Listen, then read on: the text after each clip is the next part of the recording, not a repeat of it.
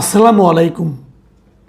প্রিয় দর্শক, আমার ধারণা সোশ্যাল মিডিয়ায় সেই বহুল প্রচারিত ভাইরাল হওয়া ভিডিওটা আপনারা মোটামুটি সবাই দেখেছেন অথবা শুনেছেন, এবং ভিডিওর পাশাপাশি এটা নিয়ে বিভিন্ন মিডিয়াতে, বিভিন্ন পত্রিকার অনলাইন ভার্সনে নিউজও হয়েছে। ঘটনা হলো রাজশাহীর দাউকান্দি সরকারি কলেজে অধ্যক্ষ এবং একজন নারী শিক্ষককে মারধর করা এবং কার্যালয়ে ভাঙচুর করা। এবং ওই নারী শিক্ষককে যে মারধর করছে একজন লোক, এক ভদ্রলোক, উনি হাতে স্যান্ডেল দিয়ে তাকে পিটাচ্ছিলেন, সেই দৃশ্যও কিন্তু অধ্যক্ষের কক্ষে বসেই সেই দৃশ্যও কিন্তু আমরা সবাই দেখেছি। এরই মধ্যে কয়েকটা ভার্সন পাওয়া গেছে, এক একজন এক এক কথা বলছে। অনেকে বলছে এই নারী শিক্ষিকাই নাকি প্রথমে আপনার ওই বিরোধটা শুরু করেছিল, গালাগালি করেছিল, কাকে থাপ্পড় মেরেছিল, এগুলো বলা বলি হচ্ছে। আবার এই যে দৃশ্যটা খুব বেশি দেখা গেছে, জুতা পিটার ব্যাপারটা, যেটা স্যান্ডেল দিয়ে পিটিয়েছে নারী শিক্ষককে, সেই ঘটনার পরেও নাকি আরেকটা দফা মারামারি হয়েছে। আবার ওরা যারা এখান থেকে ছিল এসে তারা আবার বাইরে যেয়ে নিজেদের লোকবল নিয়ে এসে তখন এই শিক্ষককেও পিটিয়েছে, আবার ওখানকার যে প্রিন্সিপাল তাকেও পিটিয়েছে। এবং এই পেটানোর পর শিক্ষক এবং প্রিন্সিপালের রক্তাক্ত দেহ একটা ভিডিও আমি দেখলাম, রক্তাক্ত অবস্থা তারা বসে আছেন। তারপর তাদেরকে চিকিৎসার জন্য রাজশাহী মেডিকেল কলেজে পাঠানো হয়েছে, ওখানে চিকিৎসা হচ্ছে কি, নিশ্চয়ই পরে মামলা টামলা কিছু একটা হবে, জানি না। তো যারা এখানে এই কাজ অপকর্মটা করেছে তাদের মোটামুটি প্রাথমিক পরিচয় হলো তারা বিএনপির রাজনীতির সঙ্গে জড়িত। কেবল এটুকু বললে শেষ হয় না, আমি বরং অন্যভাবে বলি, তারা সরকারি দল যে বিএনপি তার রাজনীতির সঙ্গে জড়িত। কেবল বিএনপির কিন্তু কোনো মূল্য নাই, সরকারি দল হলে মূল্য আছে। আমাদের সমস্যাটা হলো ওই জায়গায়। এই বিএনপি গত 15 বছর কোথায় ছিল? এই বীর পুঙ্গবরা, এই বিশিষ্ট বীর স্যান্ডেল হাতে নারীকে পিটায়, তারা গত 15 বছর কোথায় ছিল? কোথাও পাবে না। তখন তারা সবাই ইদরে করতেছিল। যেই তার দল সরকারে এসেছে সেই মাত্র তারা সব এক একজন মহা ক্ষমতাবান রুস্তমে পরিণত হয়েছেন। যার ইচ্ছা তারা ধমক দেয়, যার ইচ্ছা তারা পিটায়, স্যান্ডেল পিটা করে, নারীকে মারে, নারীর গায়ে হাত তুলে। আপনারা তো বলবেন আমি নারী শব্দটাকে আলাদা করে দেখছি কেন? হ্যাঁ, আলাদা করে দেখবো, আলাদা করে অবশ্যই দেখবো। সারা দুনিয়াতেই দেখে তো, সারা দুনিয়াতে 3টা মানুষের মধ্যে 3টা গ্রুপকে সম্পূর্ণ আলাদাভাবে দেখা হয় এবং তাদের গুরুত্ব সম্পূর্ণভাবে বাড়তি দেওয়া হয়। সেই 1 নম্বর কি শিশু, 2 নম্বর হলো বৃদ্ধ, 3 নম্বর হলো নারী। শিশু, বৃদ্ধ এবং নারী, এদেরকে আলাদা গুরুত্ব দিতে হবে আপনাকে, এটাই নিয়ম। তো যতদিন তারা সরকারি দলে না ছিল ততদিন কিন্তু তাদের এই বাহাদুরিটা দেখা যায় নাই। এখন সরকারি দলে হওয়াতে তারা সবাই এক একজন বাহাদুর হয়ে গেছে, আইন নিয়ে তাদের কোনো মাথা ব্যথা নাই। দেখেন, যেদিন এই ঘটনা ঘটেছে সেদিন কিন্তু ওই কলেজে ডিগ্রি পরীক্ষা চলছিল এবং ডিগ্রি পরীক্ষা উপলক্ষে সেখানে 144 ধারা জারি ছিল। তো যেখানে 144 ধারা জারি, সেখানে এই লোকগুলি ওই কলেজে ঢুকলো কীভাবে? কোন আইনে ঢুকলো? কে ঢুকতে দিল? এবং ঢোকার পর তারা কিন্তু বসে থাকলো কীভাবে? এগুলো জবাব কিন্তু কেউ দিচ্ছে না। আবার ধরেন আরও অনেকগুলি বিষয় এখানে কিন্তু আছে। সেই বিষয়গুলো জানা গেছে কি, যে ওখানে একজন নাকি মৎস্য ব্যবসায়ী গিয়েছিল এবং ওই মৎস্য ব্যবসায়ী এই শিক্ষককে পিটিয়েছেন এবং পরে মৎস্য ব্যবসায়ী লুঙ্গি পরে গিয়েছিল। কিন্তু লক্ষ্য করেন তো, কলেজে মৎস্য ব্যবসায়ীর কাজটা কি? মাস্তানি করতে গেছে। পরে তার ছেলেরা আরও বড় মাস্তান, তারা এসে পরে তাদেরকে আবার পিটিয়েছে। তো এই ঘটনার পর বিএনপি একটা তাৎক্ষণিক সিদ্ধান্ত নিয়েছে। আমি দেখলাম যে রুহুল কবির রিজভী ওনার স্বাক্ষরে একটা সিদ্ধান্তের বিজ্ঞপ্তি দেখলাম। ওনারা জয়নগর ইউনিয়ন বিএনপির যে সহসভাপতি আকবর আলী, তার বিরুদ্ধে অ্যাকশন নিয়েছে এবং তাকে বিএনপি প্রাথমিক সদস্য সহ সব পর্যায়ের দলীয় পদ থেকে বহিষ্কার করছে। মনে হচ্ছে ভালো, আচ্ছা ভালোই। আচ্ছা, আমরা একটু বরং দেখি যে বিভিন্ন রিপোর্ট যেগুলি বেরিয়েছে পত্রিকার। আমি একটা পত্রিকার রিপোর্টের কথা বলি, প্রথম আলো পত্রিকার কথা বলছি। প্রথম আলো রিপোর্টে এই ঘটনার জন্য তারা কাকে দায়ী করেছে একটু দেখি আমরা। সেখানে ওনারা প্রত্যক্ষদর্শী সূত্রে জানা গেছে, প্রত্যক্ষদর্শী বরাত দিয়ে তারা বলছে, স্থানীয় একজন মৎস্য ব্যবসায়ী বিএনপির কর্মী শাহাদাত আলী এই প্রদর্শক আলিয়া খাতুনকে স্যান্ডেল দিয়ে পিটিয়েছেন। শাহাদাত আলীর ছেলে লিটন ও কর্মচারী মাহবুর কলেজের অধ্যক্ষ ও প্রদর্শক আলিয়া খাতুনের উপর হামলা চালান। হামলার নেতৃত্ব দিয়েছেন জয়নগর ইউনিয়নের 4 নম্বর ওয়ার্ড বিএনপির সভাপতি এজদার, জয়নগর ইউনিয়ন কৃষক দলের সভাপতি জয়নাল আবেদিন, ব্যবসায়ী আফাজউদ্দিন প্রমুখ। কিন্তু এখানে কিন্তু আমি বুঝলাম না জয়নগর বিএনপির সহসভাপতি আকবর আলী কোত্থেকে আসলো। প্রত্যক্ষদর্শীর বক্তব্যে কিন্তু আকবর আলীর নাম নাই, অন্যদের নাম আছে, কিন্তু এই সহসভাপতিকে বিএনপি কেন্দ্রীয় কমিটি বহিষ্কার করেছে। তারা এত দ্রুত কোথায় সিদ্ধান্তটা পেলো, কি পড়লো, কি দেখলো, কি জানলো, আকবর আলীকে তারা কেন বহিষ্কার করলো, এটা আমি এখন পর্যন্ত বুঝতে পারলাম না। এখন ঘটনা হচ্ছে এগুলো কেন হচ্ছে, আমি কিন্তু খালি একটা কলেজের কথা বলছি না। আপনারা দেখেন গত কয়েকদিন আপনারা নিশ্চয়ই খেয়াল করেছেন, কিন্তু এই তো কয়েকদিন আগে, সম্ভবত এক সপ্তাহখানেক আগে, সপ্তাহ অথবা 1.5 সপ্তাহ আগে, এই এপ্রিল মাসের 12-13 তারিখের ঘটনা হবে। এই ব্রাহ্মণবাড়িয়া নবীনগরে এই রাস্তার নিম্নমানের কাজ নিয়ে প্রশ্ন করায় স্থানীয় সরকার প্রকৌশল অধিদপ্তরের একজন প্রকৌশলীকে ওখানকার ঠিকাদার মারধর করছে, বাঁশ দিয়ে দৌড়িয়ে তাকে ওখান থেকে দূর করে দিচ্ছে। এই দৃশ্য কিন্তু ভিডিও আমরা দেখছি, এটা যে ঠিকাদার বাঁশ দিয়ে প্রকৌশলীকে দৌড়াচ্ছে, কারণ প্রকৌশলী প্রশ্ন করেছিল যে কাজের মান নিম্নমানের কাজ হচ্ছে, কাজ এটা করা যাবে না। হয়তো এর পেছনে বিহাইন্ড দ্য সিন অনেক ঘটনাও থাকতে পারে, আমি জানি না। এগুলি তো হয়, প্রকৌশলীরা ঘুষ টুস চায়, ঘুষ টুস খায়, খেয়ে পরে আবার তারপরে আবার আটকায়, অনেক আছে। কাজে যারা ঠিকাদার তারা হয়তো বিরক্ত হয়ে অনেক কিছু করতেও পারে, আমি জানি না বিহাইন্ড দ্য সিন কী আছে। কিন্তু আমার প্রশ্ন হলো, বিহাইন্ড দ্য সিন যাই থাকুক না কেন, আপনি একজন লোককে প্রকাশ্য দিবালোকে বাঁশ দিয়ে পিটানোর জন্য বাঁশ দিয়ে দৌড়িয়ে নিয়ে যেতে পারেন, এটা কেন?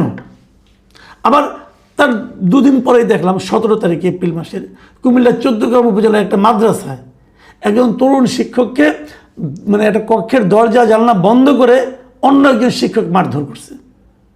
কেন? যে মারধর করছে সে নাকি দাবি করে যে এই মাদ্রাসার আমি প্রতিষ্ঠাতা এবং সে শিক্ষকও বটে, এবং তার কথা আমাদের সবাই চলতে হবে, না চলে তাই দেশে উত্তম মাধ্যম দিয়ে চটথাপড় মারে। কেন শিক্ষক কেন আরেকজন শিক্ষককে পিটাবে? প্রকৌশলী কেন একজন ঠিকাদারের হাতে মার খাবে? অথবা একজন মৎস্য ব্যবসায়ী সে কেন একজন শিক্ষকের গায়ে হাত তুলবে? যে ভিডিওটা আমরা দেখেছি যে আপনার জুতো দিয়ে ওই শিক্ষককে পেটানো হচ্ছে, সেই ভিডিওতে যখন আমি দেখি, যখন তাকে পেটানো হয়, ওখানে কিন্তু প্রিন্সিপাল ছিলেন কলেজের, আরও প্রায় 7-8 জন ভদ্রলোক ছিলেন, এবং এই ঘটনার সময় তারা কেউ দুজনের কাউকেই ফেরানোর চেষ্টা করেন নাই, কেউ না, ওই স্যান্ডেলওয়ালা কেউ না, অথবা ওই শিক্ষিকাও না, কেউ কাউকে তারা থামানোর চেষ্টা করেন নাই। মানে তারা ঘটনাটা ঘটতে দিয়েছেন, মজা নিয়েছেন আর কি, মজা। তো এই যে বাস্তবতাটা, এটা আসলে কী প্রমাণ করে? আমরা কি একটা অস্থির জাতিতে পরিণত হয়েছি? কিছু হলে গায়ে হাত তুলি। আপনি তো কারো গায়ে হাত তুলতে পারেন না আইন অনুযায়ী, কারো গায়েই না ভাই। আপনি একজন রিক্সাওয়ালার গায়ে হাত তুলতে পারেন না, আর রিক্সাওয়ালাকে তো চটথাপড় মারাটা একটা নিয়মিত ঘটনায় পরিণত হয়েছে। পারেন না, কিন্তু আপনি করেন তো। কেন করেন? পৃথিবীর অন্য কোনো দেশে আপনি এই ধরনের পাবেন না।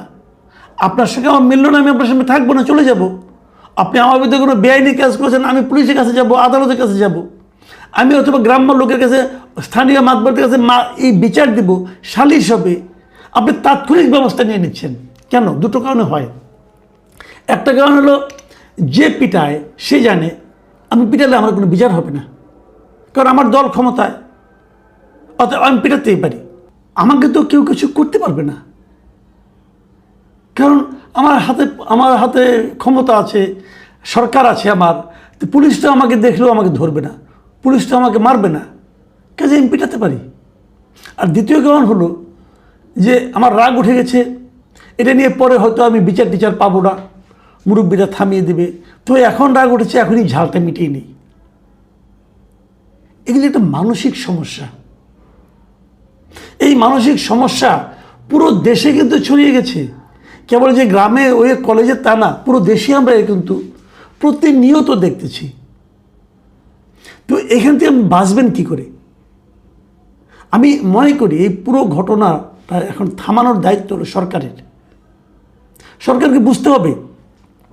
দেখুন, আমি বিএনপিকে বলবো, যখন আওয়ামী লীগ সরকার চলে গেল, অন্তর্বর্তীকালীন সরকার আসলে ডক্টর ইউনূসের নেতৃত্বে, তখন কিন্তু সারা দেশে আপনারা অনেক নেতা নেত্রীকে বহিষ্কার করেছিলেন। কেন করেছিলেন? কয়েক হাজার। কারণটা কি?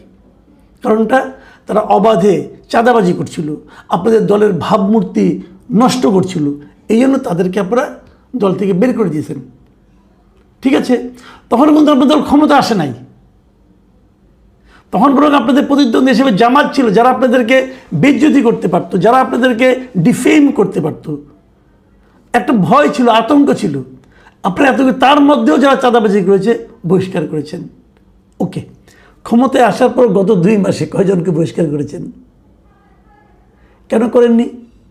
তার মানে কি চাঁদাবাজি থেমে গেছে ক্ষমতা আসার পর? আমাদের বাস্তব অভিজ্ঞতা কি বলে? আমাদের অভিজ্ঞতা বলে যে দল ক্ষমতায় এলে চাঁদাবাজি আরও বেড়ে যায়। তখন ক্ষমতায় আসেনি, তারপরেও যে চাঁদাবাজি চলেছে, আপনি যখন ক্ষমতায় এসেছেন তখন চাঁদাবাজি তার চেয়ে কয়েক গুণ বেড়ে গেছে। তাহলে এখন বহিষ্কার করছেন না কেন? তার মানে আপনি ধরে নিয়েছেন যে 5 বছর তো জনগণের কাছে আর মাপ চাওয়ার দরকার নাই, 5 বছর জনগণের কাছে আর ভালো হওয়ার দরকার নাই, আমি তো জিতেই গেছি। আবার 5 বছরের মাথায় যে আবার একটু শক্ত হব, জনগণকে বোঝাবো যে আমরা আপনাদের দল। বিষয়টা কি তাই? এখন তো আগে তো জনগণ তো একটু রাও শব্দ করতো, আমাকে আমার চাঁদাবাজি করছে, আমারটা নিয়ে যাচ্ছে। এখন তো সেই শব্দ করার তার সাহস পায় না, কারণ ক্ষমতায় তো ওনারাই, কিছু করলে তো জুতা পিটা। একটা কথা বলি ভাই, সময় পাল্টে গেছে। আজকাল ইয়াং জেনারেশন আর নেতার কথা শুনে কাজ করে না। আজকাল ইয়াং জেনারেশন হাতে একটা তাদের মোবাইল থাকে, সে মোবাইলে পুরো বিশ্ব দেখে। সেই বিশ্ব দেখে তার নিজের দেশটা কেমন হবে এর তার একটা কল্পনা থাকে। সে সেরকমভাবে দেশটাকে দেখতে চায়। যখন দেখতে না পায়, দেশে যারা শাসক আছেন তাদের ব্যাপারে তাদের মনে একটা বীতশ্রদ্ধ অনুভূতি জন্ম হয়।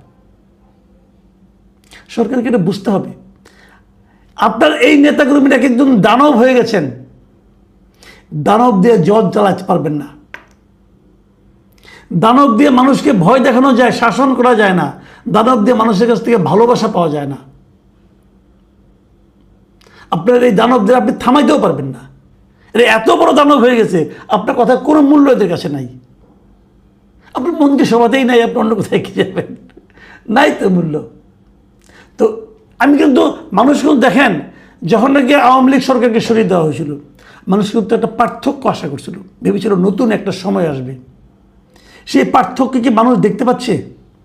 একবার ভাবুন, নিজেকে প্রশ্ন করুন। আমি সরকারকে বলছি, আপনারা নিজেদেরকে প্রশ্ন করুন। আপনারা যে শাসন দিচ্ছেন, আপনারা যে সিস্টেম চালু করেছেন, এই সিস্টেম দেখে এদেশের মানুষ কি শেখ হাসিনা সরকারের তুলনায় আপনাদের মধ্যে কোনো পার্থক্য দেখতে পাচ্ছে? পাচ্ছে না।